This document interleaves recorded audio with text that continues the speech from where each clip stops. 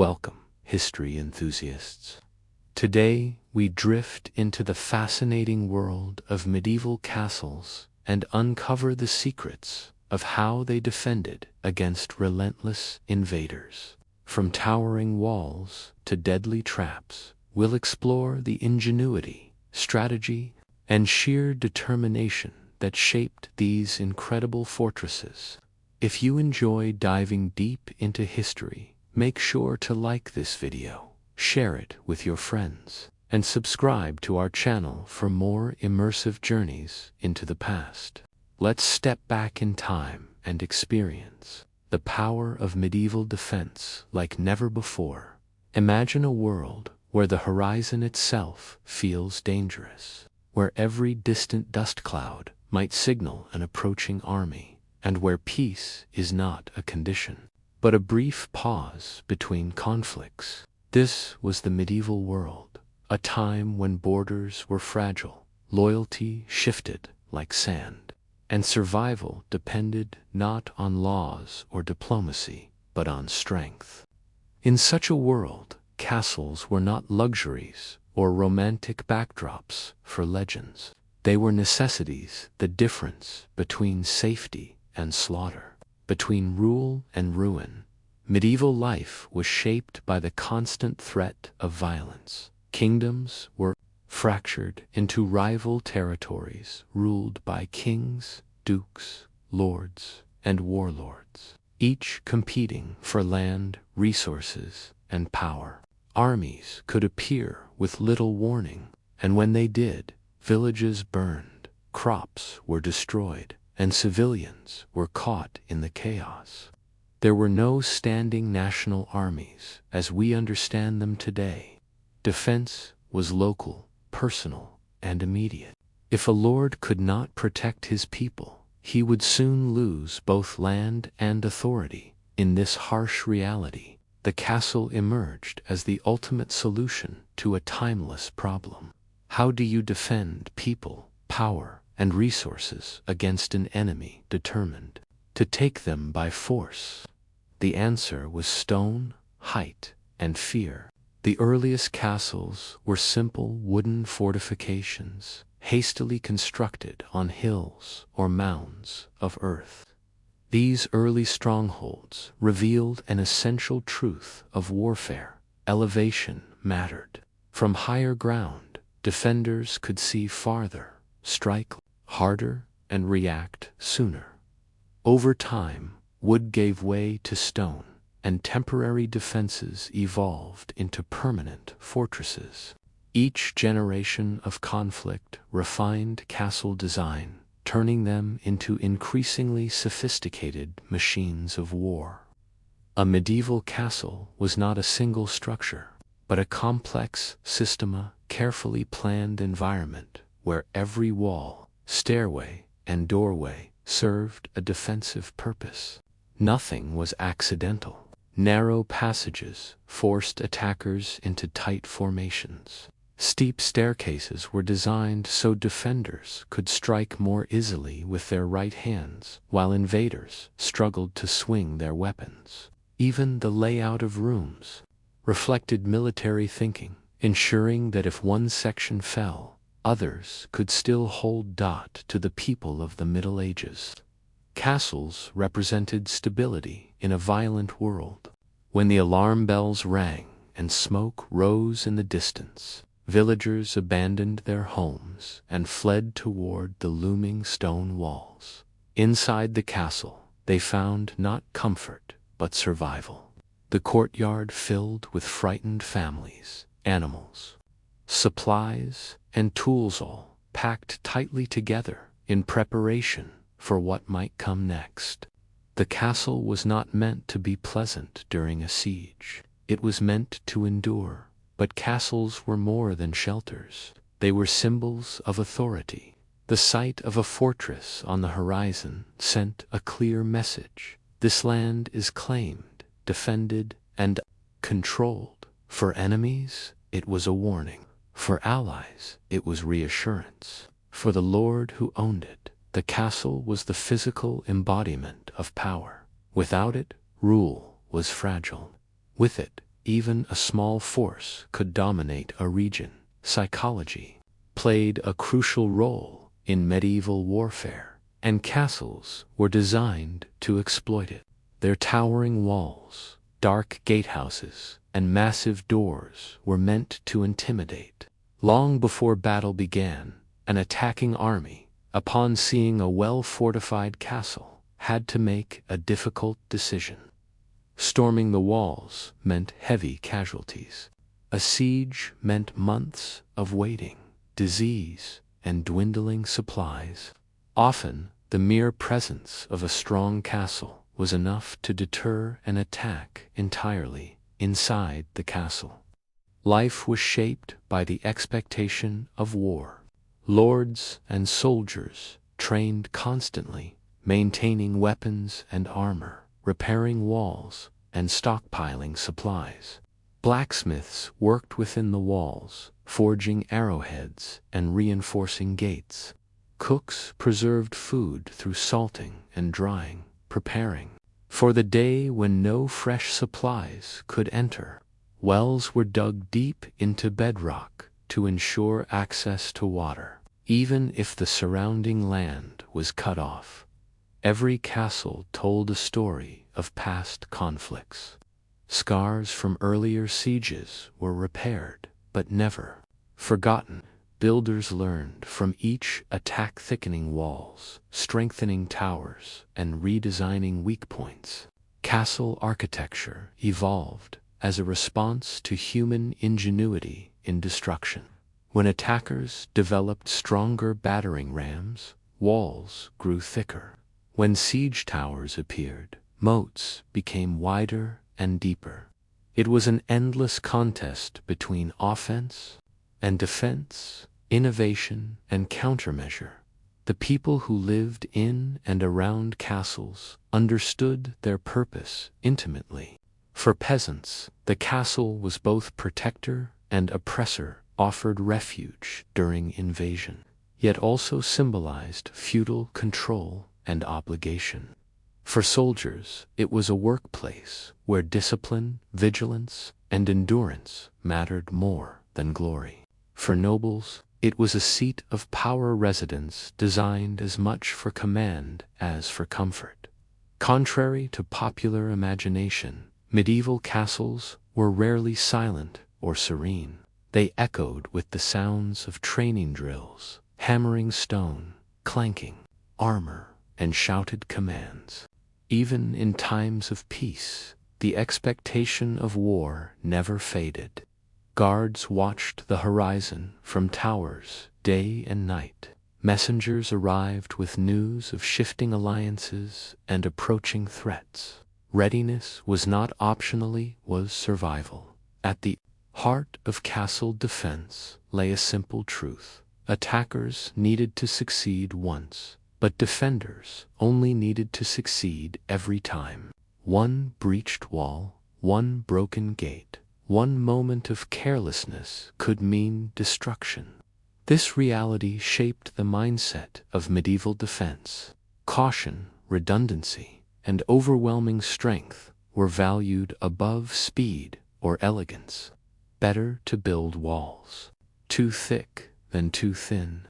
Better to have multiple lines of defense than to trust a single barrier. The medieval battlefield extended beyond open fields and clashing armies. It lived in stone corridors, narrow staircases, and towering ramparts. War was fought vertically as much as horizontally. Height gave defenders control, turning gravity itself into a weapon. Stones dropped from walls could crush armor. Arrows fired downward gained deadly force. Attackers, exposed and exhausted, fought not just soldiers, but the environment itself. Castles also shaped the rhythm of medieval wars. Campaigns were planned. Around them, armies moved from fortress to fortress, knowing that bypassing a stronghold was dangerous. An enemy castle left behind could cut supply lines, launch raids, or trap an army between fortified positions. As a result, wars became slow, grinding affairs, focused less on decisive battles and more on controlling key strongpoints. In this way, castles dictated strategy. They forced attackers to choose between costly assaults and drawn-out sieges. They bought time for defenders to call for reinforcements or negotiate alliances. They transformed war from a swift clash into a test of endurance, resources, and willpower. To truly understand medieval castles, one must see them not as isolated buildings, but as living systems embedded in a violent world. They were shaped by fear, necessity, and experience. They represented humanity's attempt to impose order on chaos, to create islands of control in a sea of uncertainty. When we look at medieval castles today, standing silent against the sky, it is easy to romanticize them. But in their time, they were places of tension and readiness, built for a world where peace was fragile and danger was always near. They were answers to a single urgent question that defined an entire era. How do we survive when invasion is inevitable? And from that question, stone by stone, rose the medieval castle, the ultimate guardian of a brutal age. Long before the first stone was laid, or the first wall rose into the sky, the fate of a medieval castle was decided by its location. In a world where warfare was constant and resources were limited, choosing the right place to build was as important as the strength of the walls themselves. A poorly positioned castle was a liability. A well-placed one could dominate an entire region. With a relatively small garrison, medieval builders understood this deeply, and they treated the landscape not as a backdrop but as an active weapon. Elevation was the single most valuable advantage. Hills, cliffs, and rocky outcrops were prized above all else. From high ground, defenders could see approaching enemies hours or even days in advance. In an age without telescopes, radios, or maps, visibility meant survival. A castle perched on a hill did not need to guess when danger was coming. It could watch it unfold in real time. Columns of marching soldiers, clouds of dust raised by cavalry, or the glint of metal in the distance were all signs that defenders could prepare for long before the enemy arrived. Fighting uphill was a nightmare for medieval attackers. Armor was heavy, shields cumbersome, and weapons exhausting to carry over long distances. By the time an invading force reached the base of a hilltop castle, they were already tired, thirsty, and strained. Defenders, by contrast, were rested, supplied, and protected. Gravity itself favored them. Arrows fired downhill struck with greater force. Stones dropped from above became lethal missiles. Even simple actions, pushing ladders away or rolling logs down slopes, could. Many famous castles appear almost fused to the landscape, their walls rising directly from rock, making it impossible to distinguish where nature ended and human construction began. This was not accidental. Medieval builders deliberately shaped castles to merge with their surroundings, turning geography into an extension of the fortress. Water was another crucial factor. Rivers, lakes, and coastlines shaped castle placement across Europe and beyond. A castle overlooking a river controlled trade routes, troop movements, and access to fresh water.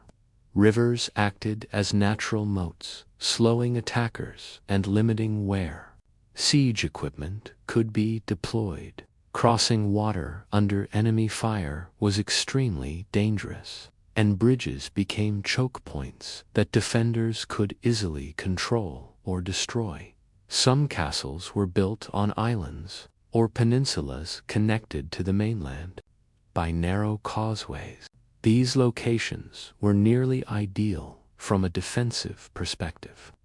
Attackers could only approach from limited directions, single file, while defenders enjoyed clear lines of sight and fire. In times of danger, access routes could be flooded, blocked, or destroyed entirely, isolating the castle from attack. Swamps and marshlands also played a defensive role. Though unpleasant environments for daily life, they were deadly obstacles for invading armies. Mud swallowed horses, wagons, and siege engines. Disease spread rapidly in stagnant water, weakening besieging forces long before battle began. Castles near wetlands used these harsh conditions to their advantage, knowing that an enemy trapped in such terrain would suffer enormously. Forests, too, influenced castle placement. Dense woods restricted movement and visibility, making it difficult for large armies to maneuver or deploy effectively. While forests could conceal attackers, they also slowed them and made supply lines vulnerable. Castles built near forests often controlled the few clear paths through them, forcing invaders into predictable routes where ambushes and defensive preparations were possible. Beyond pure military considerations, castles were positioned to control people and resources. Feudal power depended on land, agriculture, and trade, and castles were placed where they could oversee all three. A castle overlooking fertile farmland ensured that peasants paid taxes and remained under control. One guarding a mountain pass regulated travel and commerce. Another near a harbor dominated maritime trade and protected ships. In this way, the castle became the anchor of a lord's authority. Its position was a constant reminder of who ruled the land. From its towers, banners could be seen for miles, signaling ownership and warning rivals to keep their distance. Even in peacetime, the castle's presence shaped behavior, discouraging rebellion and enforcing order through sheer visibility. Medieval builders also thought carefully about access to supplies. A castle, no matter how strong, was useless if it could not be sustained. Proximity to water was essential, not just rivers, but reliable springs and wells. Many castles were built where fresh water could be accessed deep underground, ensuring that even during long sieges, defenders would not die of thirst. Road networks influenced castle placement as well. Castles were often built near crossroads or along major routes, allowing defenders to monitor movement and respond quickly to threats. Control of roads meant control of armies, messengers, and merchants. A castle that dominated key routes could isolate enemies, gather intelligence, and project power far beyond its walls. The terrain around a castle was often deliberately shaped to enhance defense. Hillsides were cleared of trees to deny attackers. Cover slopes were steepened, ditches dug, and earth piled into embankments. The land itself was engineered to expose enemies and protect defenders. In some cases, entire villages were relocated or sacrificed to create clear fields of vision and fire around the fortress.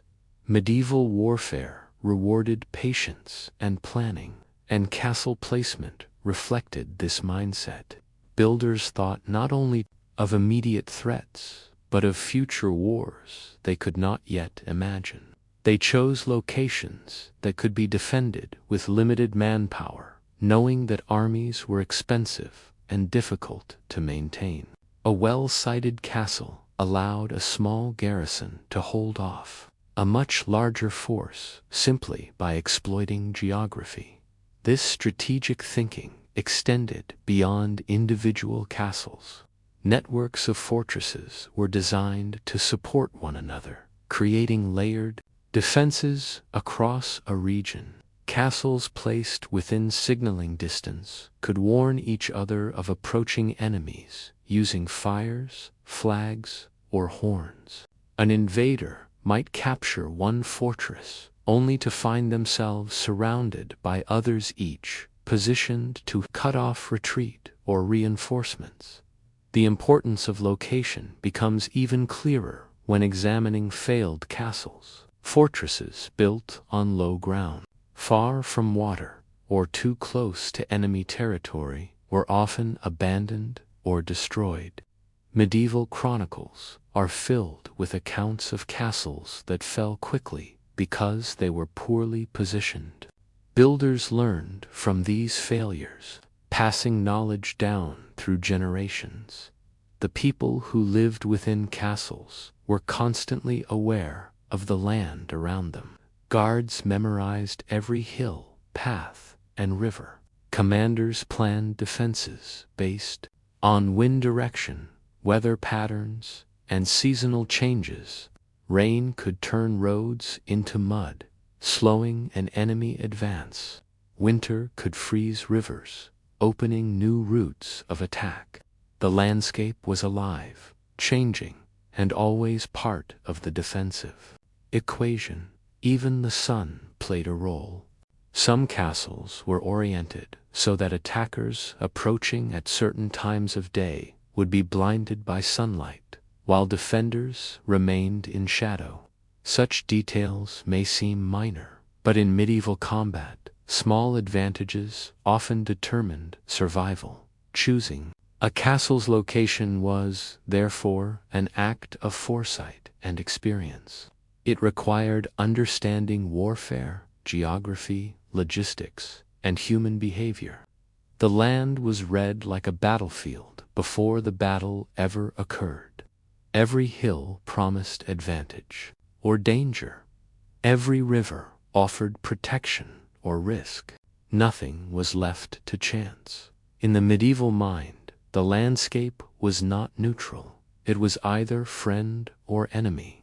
A castle built in harmony with its surroundings became far stronger than its walls alone suggested. It forced invaders to fight not just soldiers, but terrain, distance, fatigue, and fear. When an enemy army finally stood before such a castle, they were not simply confronting stone and steel. They were facing a position chosen with ruthless intelligence, battlefield designed long before their arrival. And in that moment, many attackers realized a terrible truth. The battle had been lost before it ever began. This was the power of location in medieval castle defense. Long before arrows flew or gates were battered, the land itself had already chosen a side. As an invading army drew closer to a medieval castle, the true test of endurance and courage began. Long before attackers could strike a gate or scale a wall, they were forced to confront the outer defense's features, designed not merely to slow them down, but to exhaust, terrify, and break their will. These defenses transformed open ground into a killing zone where every step forward carried risk and every pause invited death. Moats, ditches, earthworks, and towering stone walls worked together as a single system, turning the approach to a castle into one of the most dangerous journeys in medieval warfare. The moat was often the first obstacle an attacker faced, and its psychological impact was as powerful as its physical danger. Popular imagination pictures moats as clean, water-filled trenches surrounding elegant castles, but reality was far harsher. Many moats were stagnant, foul-smelling pits filled with mud, waste, animal remains, and disease. Falling into one meant not only the risk of drowning, but infection, injury, and helpless exposure to enemy fire. Even dry moats posed a serious threat, deep-wide and steep-sided. They trapped attackers below the level of the walls, placing them in the perfect position for archers and stone throwers above. Crossing a moat under fire was chaos. Soldiers carrying ladders, shields, and weapons struggled to maintain formation while arrows rained down from above. Temporary bridges could be destroyed in moments. Siege towers became stuck in mud or were toppled by defenders. Men slipped, fell, and were crushed by those behind them. What looked like a simple trench from a distance became a nightmare of confusion and death up close. Beyond the moat rose the walls, themselves immense barriers of stone that defined the medieval castle. These walls were not built thin or delicate. They were massive, often several meters thick, designed to absorb punishment from siege engines and remain standing. Stones were carefully cut and fitted, bound together with mortar and reinforced over generations, as builders learned from past attacks. In some castles, walls grew thicker at the base and thinner toward the top, increasing stability while conserving materials. Height was as important as thickness. Tall walls forced attackers to rely on ladders, siege towers, or grappling hooks, of which were difficult to use under fire. The higher the wall, the longer attackers were exposed while climbing. A single broken rung, a slipping hand, or a well-placed strike from above could send a man falling to his death. Even those who reached the top were often exhausted, disoriented, and immediately confronted by armed defenders waiting behind battlements. Many castle walls were built with sloped bases known as battering slopes or taluses. These angled foundations served several purposes. They made it harder to undermine the wall by digging tunnels, as the slope caused excavations to collapse. They also deflected projectiles, reducing the effect. Most importantly, they turned gravity into a weapon. Anything dropped from the top rock's logs, burning materials bounced outward, striking attackers clustered at the base. The surface of castle walls was deliberately hostile. Handholds were minimized, and smooth stone made climbing difficult, even without enemy interference. Defenders could push ladders away with poles, cut ropes, or tip siege equipment over the edge. Boiling water, hot sand, and sometimes burning pitch were poured down, not always to kill, but to blind, burn, and induce panic. Sand was especially feared, as it slipped into armor and eyes, causing unbearable pain.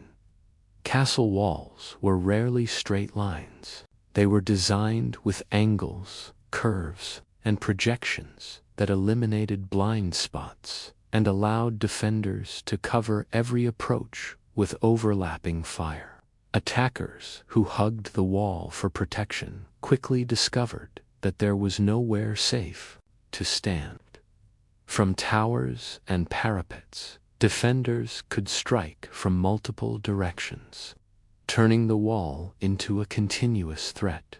The top of the wall was protected by battlements, alternating raised sections and gaps. From behind these crenellations, defenders could fire arrows and crossbow bolts while remaining shielded. This simple design allowed constant pressure on attackers with minimal risk to those inside. Even inexperienced soldiers could contribute to defense, firing from relative safety, while more skilled warriors prepared for close combat. Time worked relentlessly against attackers at the walls. Siege warfare was physically and mentally exhausting. Standing under constant fire, carrying heavy equipment, and watching comrades fall took a severe toll on morale. Each failed attempt made the walls seem taller, stronger, and more invincible.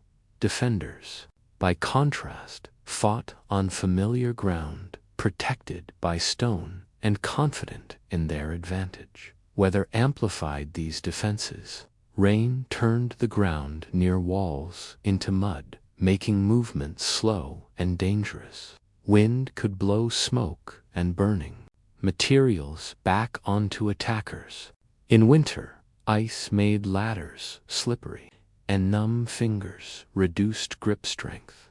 Castle builders understood these effects and relied on them, knowing that nature often fought on their side.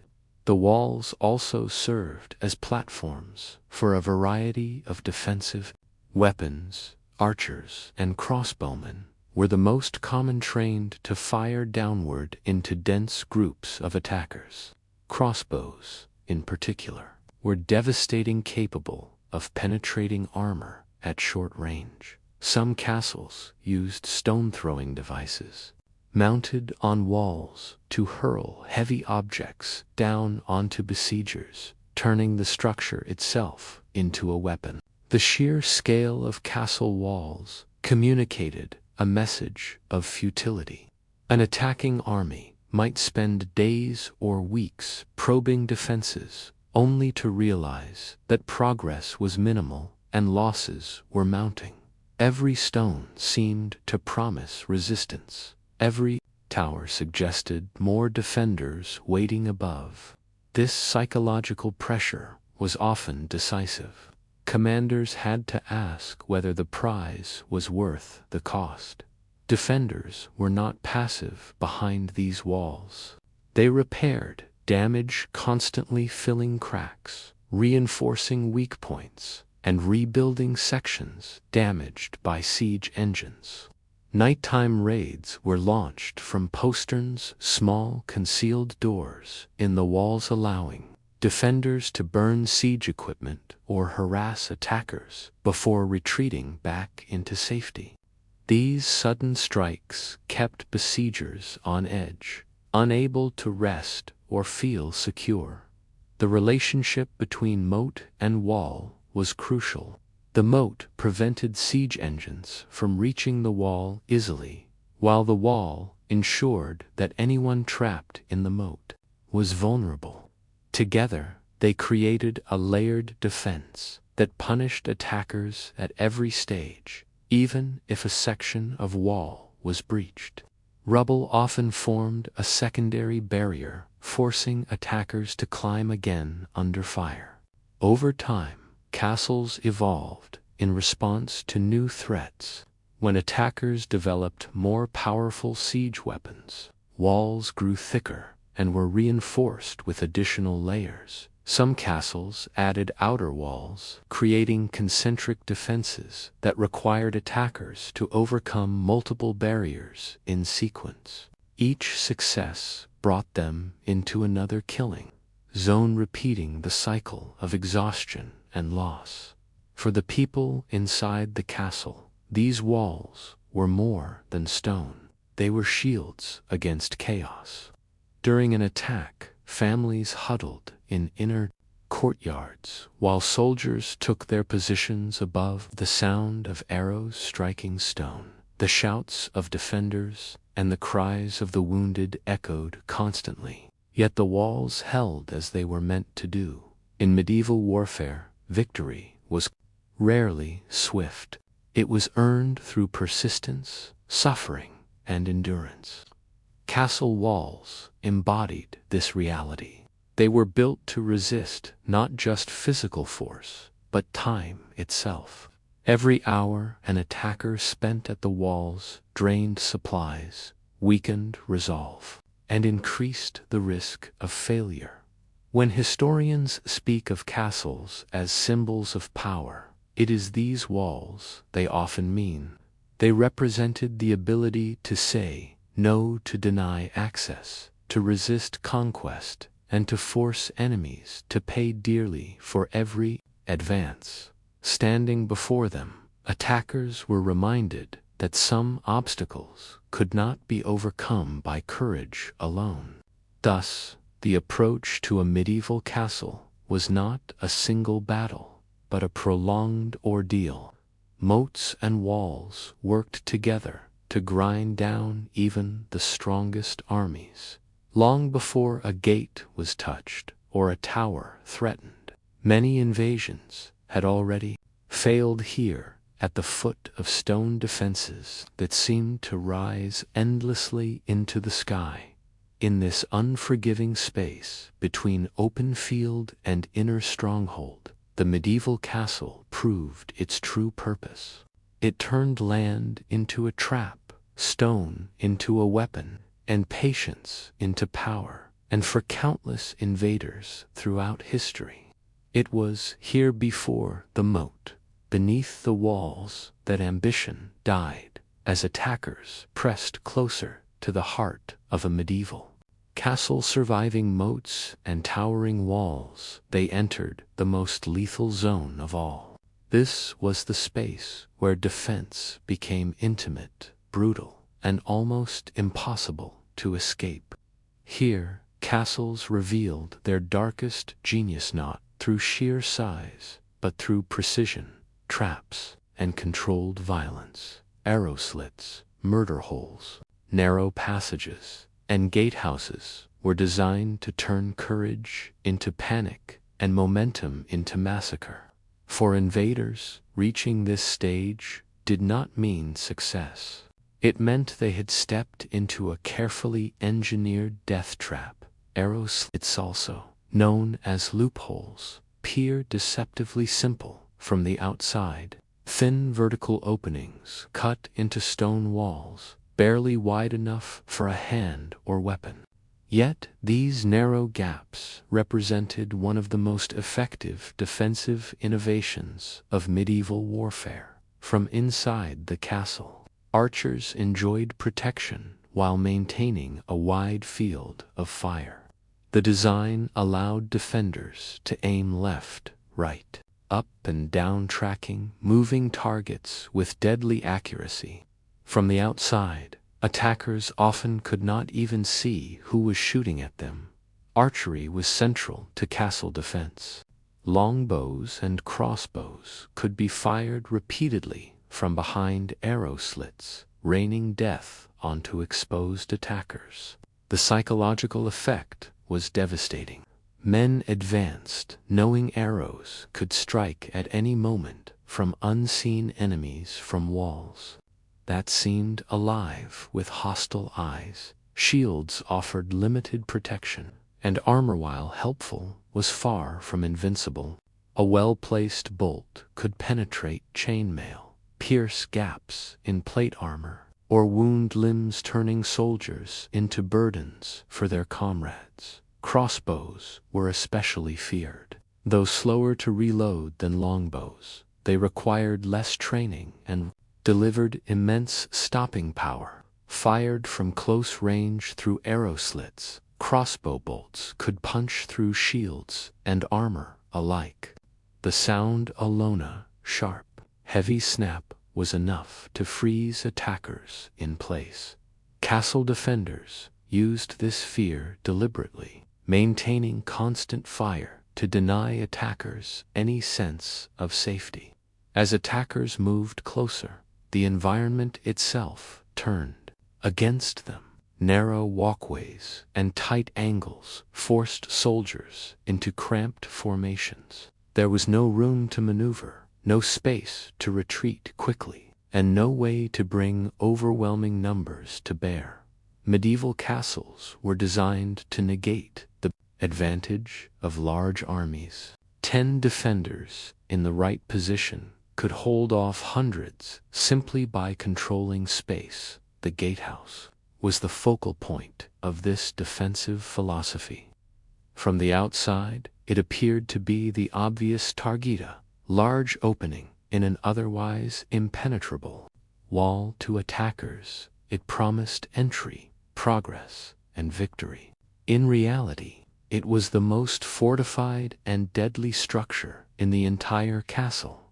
Castle gates were not single doors, but complex systems layered with obstacles.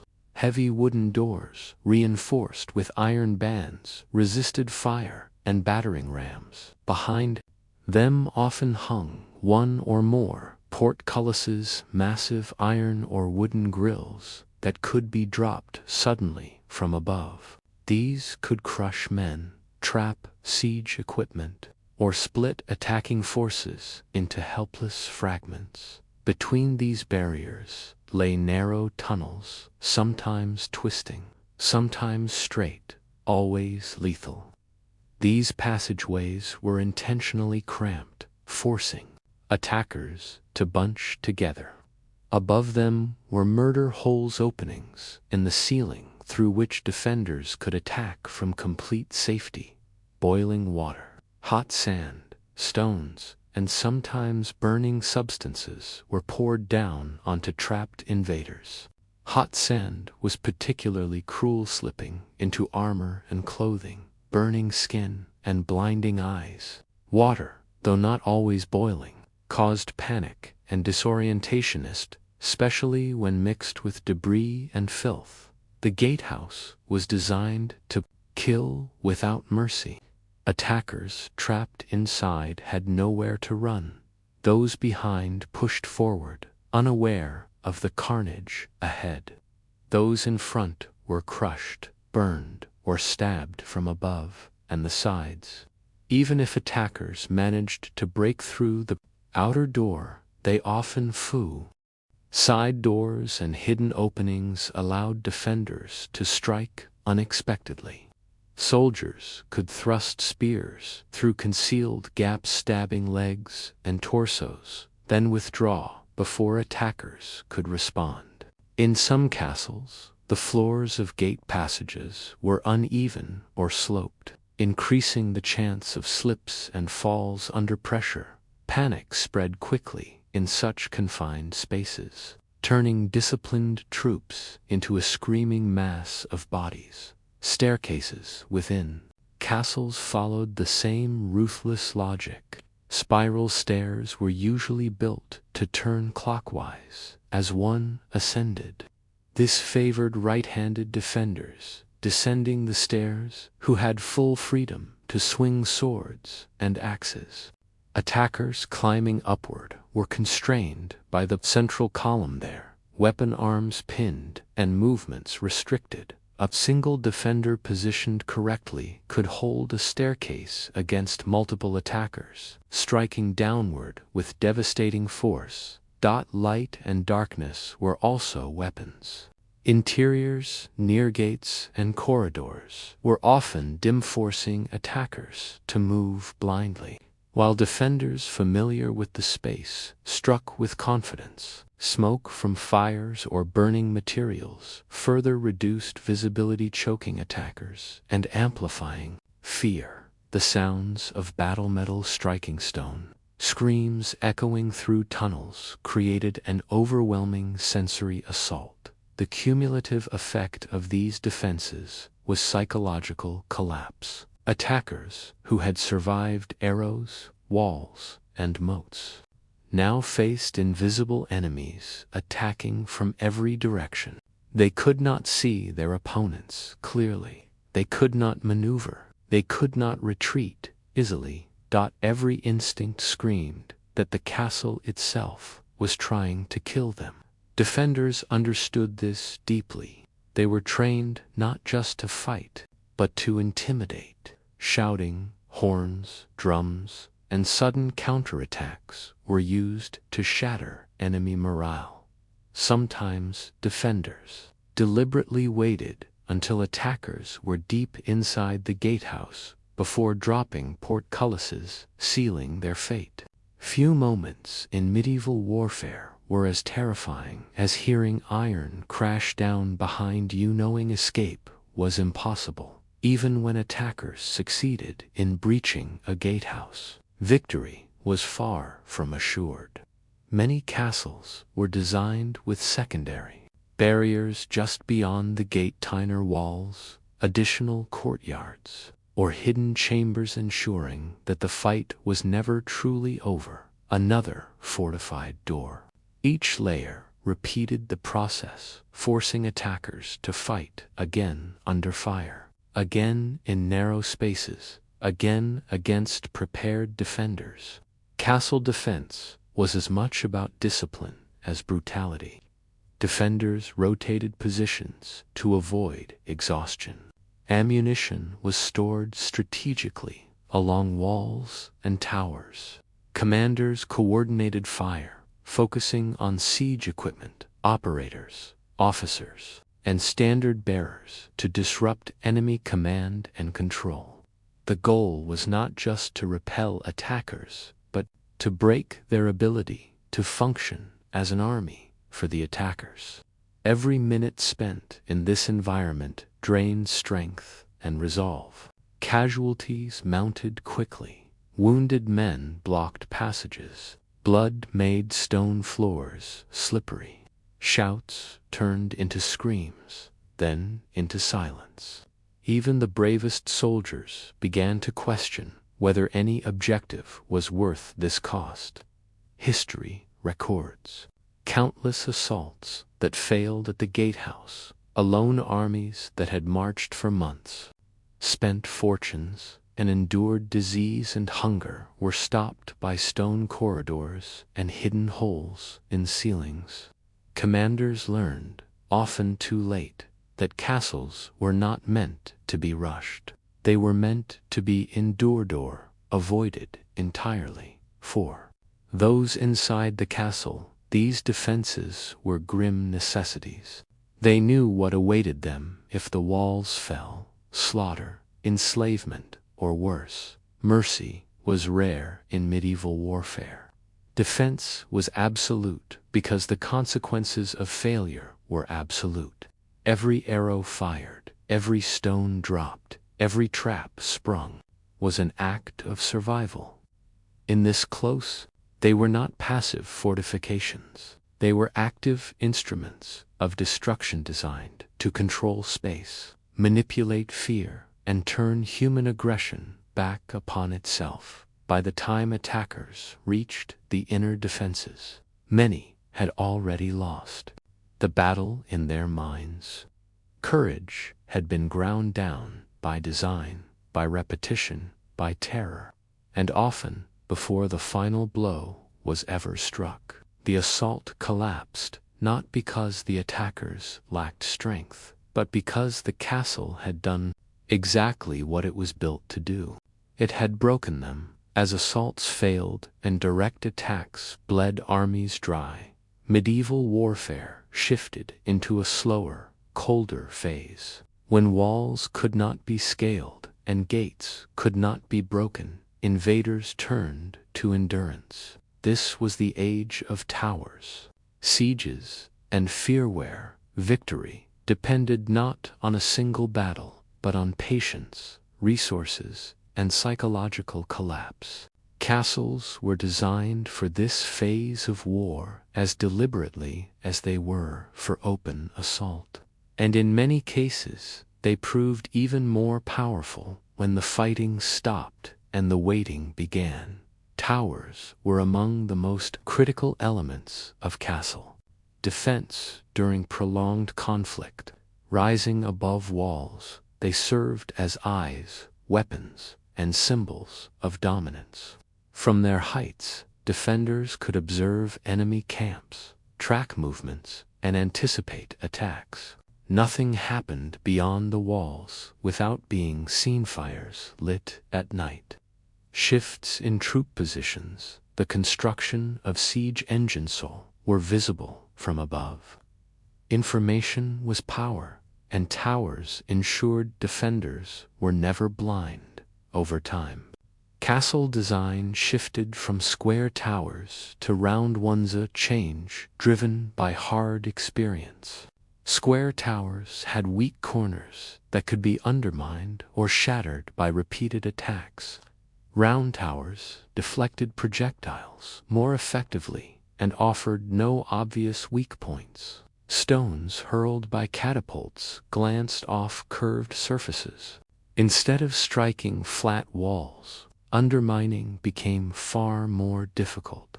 These towers were not just architectural choices, they were lessons learned through blood from towers. Defenders controlled the battlefield. Archers and crossbowmen fired in all directions, eliminating blind spots and creating overlapping fields of fire. Attackers could not approach one section of wall without exposing themselves to fire from multiple towers. This constant pressure made even basic tasks like digging trenches or assembling siege equipment dangerous and exhausting. Yet towers were only part of the equation. When direct assaults failed, attackers attempted to starve castles into surrender through siege. A siege was not a battle of swords, but of time. The goal was to cut off supplies, isolate the castle, and wait for hunger, thirst, or despair to force capitulation. In theory, this was safer than storming the walls. In practice, it was often just as deadly. Castles were built with sieges in mind. Their designers assumed that relief might not come for months, sometimes years. As a result, food storage was a priority. Granaries were stocked with grain, salted meat, dried legumes, and preserved fruits. Cellars were cool and dark, designed to extend the life of supplies. Livestock, chickens, pigs, goats, were often brought inside the walls at the first sign of danger, providing fresh food for as long as possible. Water was even more critical. A castle without water was already lost. Many fortresses were built around natural springs or had deep wells dug into bedrock. Some wells reached astonishing depths, carved by hand over decades. These ensured that even if attackers poisoned surrounding rivers or cut off access, defenders could still survive. In some castles, secret tunnels led to hidden water sources, outside the walls known only to a few trusted individuals. Sieges tested not only logistics, but discipline. Rations were carefully controlled. Waste was managed to prevent disease. The sick were isolated as much as possible. Morale was maintained through routine, prayer, and constant reminders that the walls still stood. The goal was to make life inside the castle harsh but stable, predictable enough to endure. For attackers, siege life was often worse. An army camped outside a castle faced exposure to weather, disease, and supply shortages. Armies required enormous amounts of food and fodder, and the surrounding countryside was quickly stripped bare. As weeks passed, hunger spread through the besieging force. Sanitation was poor, and outbreaks of dysentery, typhus, and plague were common. Ironically, the attackers often suffered more than those they tried to starve. Defenders used this to their advantage. They launched psychological warfare designed to break enemy morale. Bodies of fallen attackers were sometimes displayed on walls as warnings. Loud noises, horns, drums, shouting, were used at night to deny besiegers rest. Occasional sorties, sudden attacks, launched from hidden gates, destroyed siege equipment and killed guards, reminding attackers that the castle was still dangerous. Fear was a weapon as sharp as any blade. The sight of towers looming above an army day after day created a sense of futility. No matter how long the siege lasted, the walls remained. Flags still flew, bells still rang. This constancy eroded confidence. Soldiers began to doubt their commanders. Rumors spread. Desertion increased. Castles were also designed to communicate strength beyond their walls. Signal fires, flags, and messengers allowed defenders to call for aid. Nearby fortresses could be alerted, allies summoned, and relief armies assembled. Attackers knew that every day spent at a siege increased the chance of being trapped between the castle and an approaching force. Many sieges were abandoned, not because the castle fell, but because the besiegers feared becoming besieged themselves.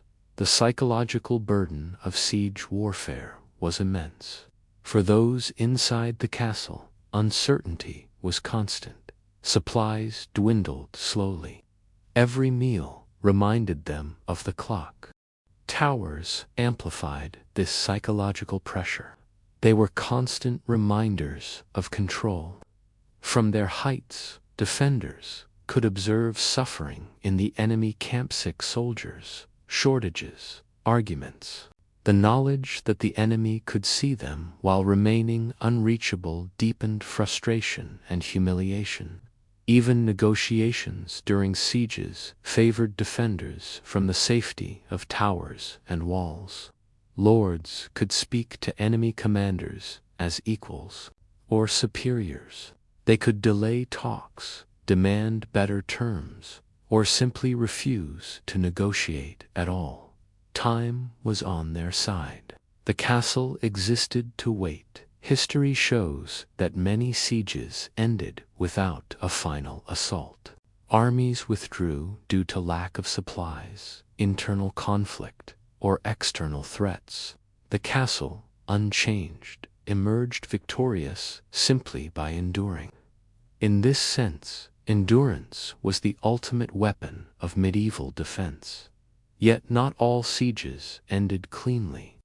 When supplies finally ran out inside a castle, desperation set in. Rations were reduced to near starvation. Horses were slaughtered. Pets disappeared.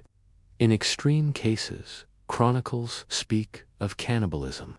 These moments were rare, but terrifying reminders that even the strongest defenses had limits. Attackers understood this and sometimes used cruelty to accelerate collapse. They cut down nearby orchards, poisoned fields, and executed captives within sight of the walls. These acts were meant to break morale, to convince defenders that resistance was pointless. But castles were designed to resist not just hunger, but despair. As long as walls stood and water flowed, hope survived. The tower remained the heart of this resistance. From it, commanders ruled, priests prayed, and defenders watched. It symbolized defiance to attackers. It was an insult, a structure that refused to yield, that watched them suffer in silence. Siege warfare revealed the true philosophy behind medieval castles. They were not built to win battles quickly. They were built to make victory unbearably expensive for the enemy.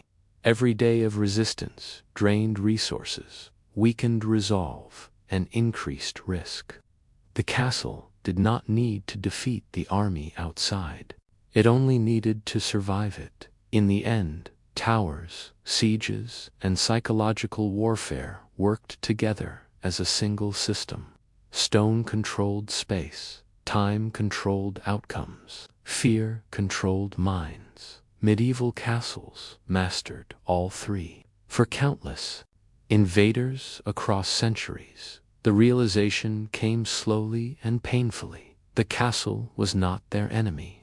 Time was on time, more often than not, belonged to those behind the walls. As the centuries passed, the medieval castle, once the unassailable heart of feudal power, began to confront new challenges that would ultimately redefine its role in warfare and society. For hundreds of years, these fortresses had dominated the battlefield, shaped the landscape, and dictated the strategies of armies.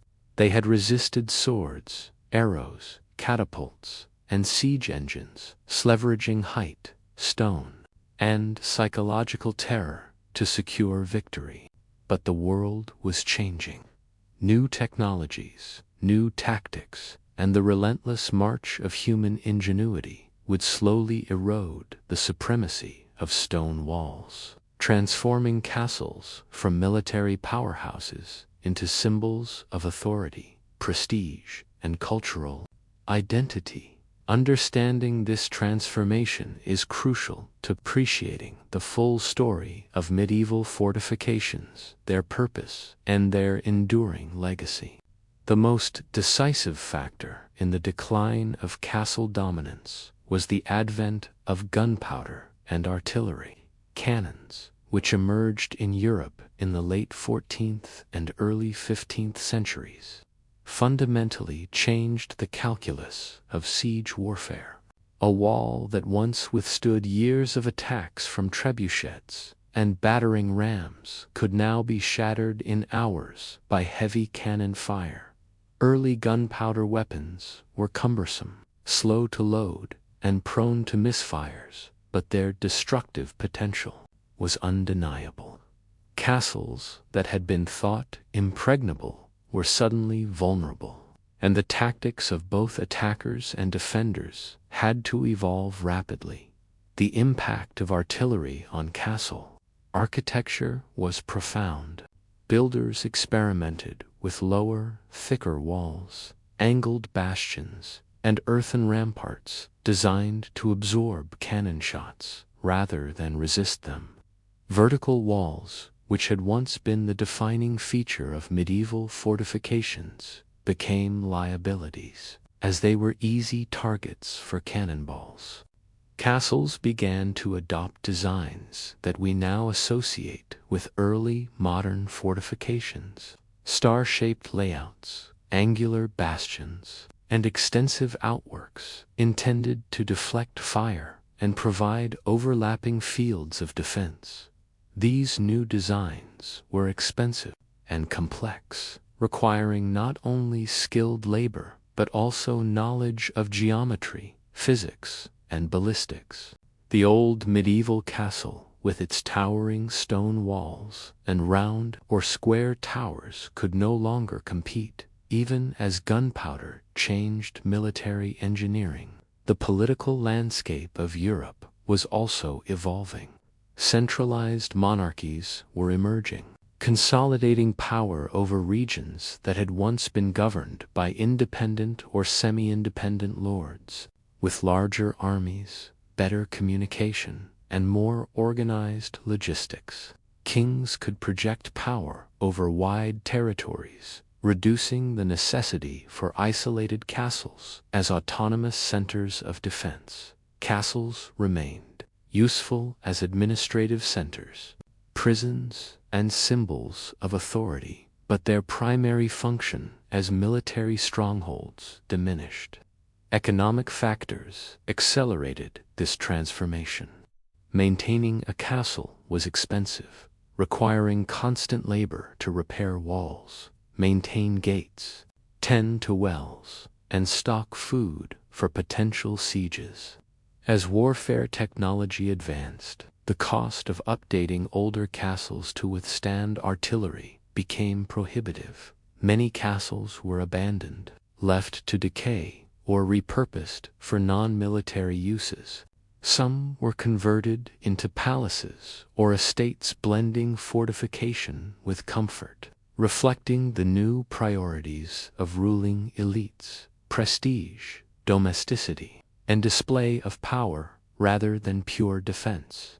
Despite these changes, the symbolism of castles remained potent even as their military relevance waned. Castles continued to represent authority, wealth, and control. Their towering walls, imposing gates, and elevated positions conveyed a message of power to both subjects and rivals. In many regions, castles were transformed into administrative hubs overseeing taxation, trade, and justice. They became centers of social life, hosting courts, banquets, and ceremonies. The castle's architecture evolved to reflect these dual roles, combining defensive features with residential and ceremonial spaces. The cultural and psychological impact of castles extended far beyond their immediate surroundings. For centuries, they had dominated the imagination of contemporaries, shaping stories, legends, and perceptions of power. Knights, lords, and rulers were defined by the castles they commanded. Siege engines, battlements, and towers were not only practical, they were symbols of dominance and deterrence. Even when cannon fire rendered the walls less effective militarily, the aura of authority surrounding a castle remained intact. To attack a castle was still to challenge the social and political order it represented, a challenge that carried consequences far beyond the battlefield. At the same time, the people who lived in castles experienced dramatic changes. The harsh, militarized life of constant vigilance gave way to more comfortable, organized living conditions. Advances in domestic architecture allowed for larger windows, more elaborate halls, and better sanitation. Kitchens, chapels, and living quarters became more sophisticated. Domestic and administrative use. Castles were no longer just defensive machines. They became homes, symbols of prestige, and centers of governance. The transition from medieval to early modern castles illustrates the broader evolution of society. Warfare became increasingly complex, centralized, and technological, requiring adaptation at every level of strategy and engineering. Castles, once the pinnacle of military innovation, had to reinvent themselves or face obsolescence. Their decline as defensive structures was not a failure of design, but a reflection of the relentless pace of change in human society. They had served their purpose for centuries, shaping the conduct of war, the development of technology, and the structure of medieval life. Interestingly, while the military function of castles diminished, their influence on architecture persisted. Fortified homes, urban bastions, and even city walls drew inspiration from medieval castles. Elements such as towers, battlements, and gatehouses continued to be used for their symbolic value then, when actual defense was no longer necessary. The aesthetic and psychological power of these features endured long after their practical use had passed, demonstrating the enduring legacy of medieval engineering and design. Castles also played a role in the recording of history and the preservation of culture. Many became repositories for art, literature, and historical records. Libraries, chapels, and halls within castles preserved knowledge and facilitated the transmission of culture across generations. They were not merely passive structures, they were centers of social memory, embodying the ideals, fears, and ambitions of the people who built and inhabited them. The stories of sieges, heroic defenses, and political intrigue that unfolded within their walls were recorded and retold, ensuring that castles remained central to the historical imagination. For the modern observer, castles are often romanticized as relics of a bygone era. Stories of valiant knights, heroic sieges, and dramatic battles dominate popular imagination. Yet the reality was harsher and more complex. Castles were the product of necessity, experience, and human ingenuity. They combined architecture, engineering, psychology, and strategy in ways that reflect The castle's architecture evolved to reflect these dual roles, combining defensive features with residential and ceremonial spaces. The cultural and psychological impact of castles extended far beyond their immediate surroundings. For centuries, they had dominated the imagination of contemporary, shaping stories, legends, and perceptions of power. Knights, lords, and rulers were defined by the castles they commanded. Siege engines, battlements, and towers were not only practical, they were symbols of dominance and deterrence, even when cannon fire rendered the walls less effective militarily. The aura of authority surrounding a castle remained intact. To attack a castle was still to challenge the social and political order it represented, a challenge that carried consequences far beyond the battlefield. At the same time, the people who lived in castles experienced dramatic changes. The harsh, militarized life of constant vigilance gave way to more comfortable, organized living conditions. Advances in domestic architecture allowed for larger windows, more elaborate halls, and better sanitation. Kitchens, chapels, and living quarters became more sophisticated, reflecting the shift from purely military function to domestic and administrative use. Castles were no longer just defensive machines. They became homes, symbols of prestige, and centers of governance. The transition from medieval to early modern castles illustrates the broader evolution of society. Warfare became increasingly complex, centralized, and technological, acquiring adaptation at every level of strategy and engineering. Castles, once the pinnacle of military innovation, had to reinvent themselves or face obsolescence. Their decline as defensive structures was not a failure of design, but a reflection of the relentless pace of change in human society. They had served their purpose for centuries, shaping the conduct of war, the development of technology, and the structure of medieval life. Interestingly, while the military function of castles diminished, their influence on architecture persisted.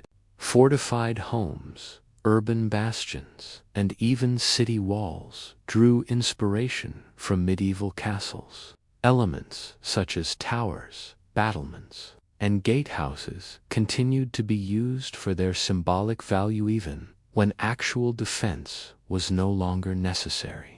The aesthetic and psychological power of these features endured long after their practical use had passed, demonstrating the enduring legacy of medieval engineering and design. Castles also played a role in the recording of history and the preservation of culture. Many became repositories for art, literature, and historical records. Libraries, chapels, and halls within castles preserved knowledge and facilitated the transmission of culture across generations. They were not merely passive structures, they were centers of social memory, embodying the ideals, fears, and ambitions of the people who built and inhabited them. The stories of sieges, heroic defenses, and political intrigue that unfolded within their walls were recorded and retold, ensuring that castles remained central to the historical imagination. For the modern observer, castles are often romanticized as relics of a bygone era. Stories of valiant knights, heroic sieges, and dramatic battles dominate popular imagination. Yet the reality was harsher and more complex. Castles were the product of necessity, experience, and human ingenuity. They combined architecture, engineering, psychology, and strategy in ways that reflected the realities of medieval life. They were built to endure, to dominate, and to control, not for aesthetics, comfort, or decoration. Even as they became Obsolete militarily, their presence continued to shape social, political, and cultural structures. The decline of castles as military fortresses did not erase their influence. They left an indelible mark on urban planning, military theory, and architecture. The study of castles informs our understanding of logistics, defense, strategy, and the interplay between technology and social organization. By examining the ways in which castles were constructed, fortified, and defended, historians gain insight into the priorities, fears, and ambitions of medieval society. Castles were both products and shapers of their time, reflecting the interplay between environment, technology, and human behavior. In conclusion, the story of the medieval castle is one of adaptation, endurance, and transformation. For centuries, castles were unmatched fortresses dominating landscapes and armies alike. Their walls, towers, gates, and defensive innovations shaped the conduct of warfare, influenced social structures, and dictated the flow of history.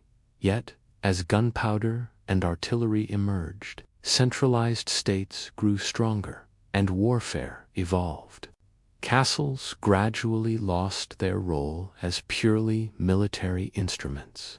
They became symbols of authority, centers of administration, and homes of the elite. Even in decline, they retained psychological, cultural, and architectural significance. The medieval castle in all its complexity was never merely stone.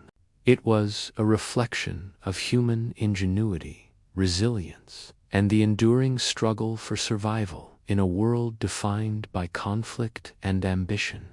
Today, standing in quiet ruin or restored glory, castles continue to tell the story of a time when survival depended on walls, vigilance, and the relentless will to endure, reminding us that even as technology and tactics change, the human desire to protect, control, and symbolize power remains constant.